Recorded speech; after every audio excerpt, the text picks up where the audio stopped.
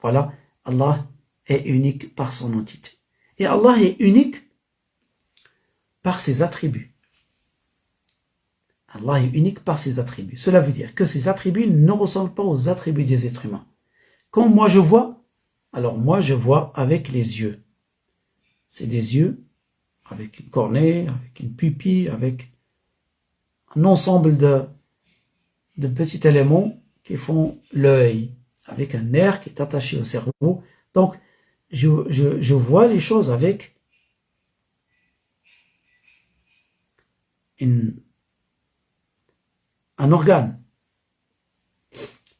Allah Ta'ala, il a la vue, oui, mais c'est une coïncidence dans le terme. Allah voit sans organe. C'est pas des yeux qu'il a. Non. C'est normal. Imagine, essaye de réfléchir, médite. C'est lui qui dit que Dieu a des yeux, mais les yeux, si les yeux, exemple, je fais comme ça. Je fais comme ça. Vous n'allez plus rien voir. Parce que l'œil, il y a une lumière par laquelle elle voit, il faut qu'il y ait un contact, ainsi de suite. Et on dit que Dieu voit toutes choses. Alors si c'était un œil, des yeux,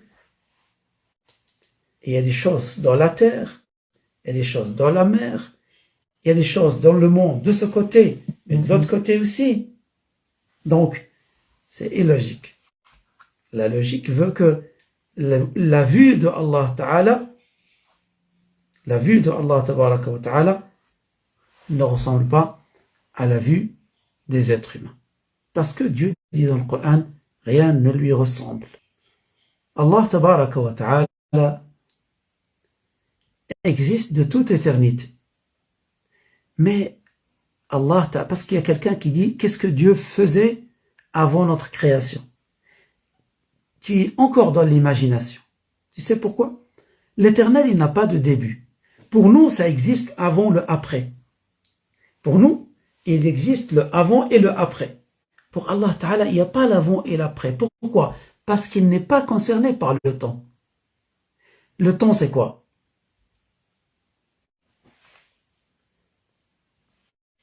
C'est quoi le temps? Le temps, c'est une mesure entre un événement et un événement. Tu es né il y a 30 ans. Donc, depuis 30 ans, tu es né, donc c'est un événement, un temps entre un événement et un événement. Allah Ta'ala, il n'est pas concerné par les événements. Il n'est pas concerné par le temps. On ne dit pas qu'est-ce qu'il faisait, qu'est-ce qu'il fait, qu'est-ce qu'il fera, ainsi de suite. Ce sont des choses qui concernent l'être humain et non pas le Créateur.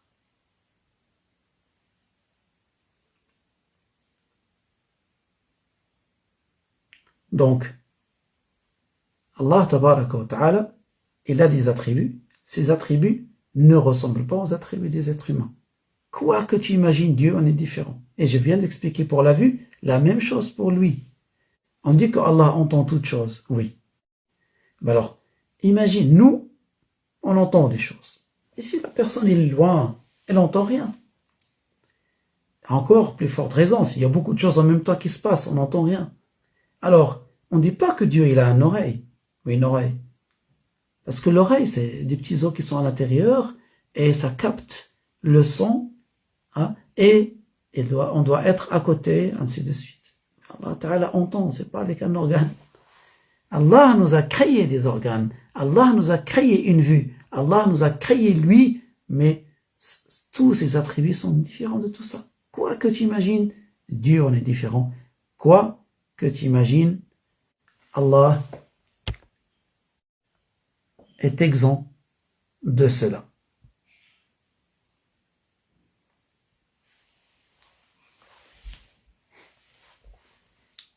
Et c'est une règle que le musulman doit maîtriser. Allah Tabaraka wa Ta'ala est le créateur de toutes choses. Allah Ta'ala est le créateur de tout ce qu'il y a dans ce monde. Personne ne crée à part Allah Azza wa Jal.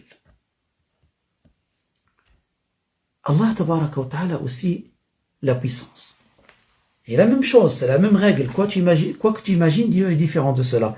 Nous, notre puissance, c'est un muscle, c'est un mouvement. Hein, d'accord, c'est un travail qu'on fait, c'est un mouvement, une action. La création de Allah Ta'ala, c'est pas comme ça. Allah Ta'ala, c'est pas qu'il a des muscles, des mains, alors qu'il fait les choses comme nous, lever, soutenir, pousser, ainsi de suite.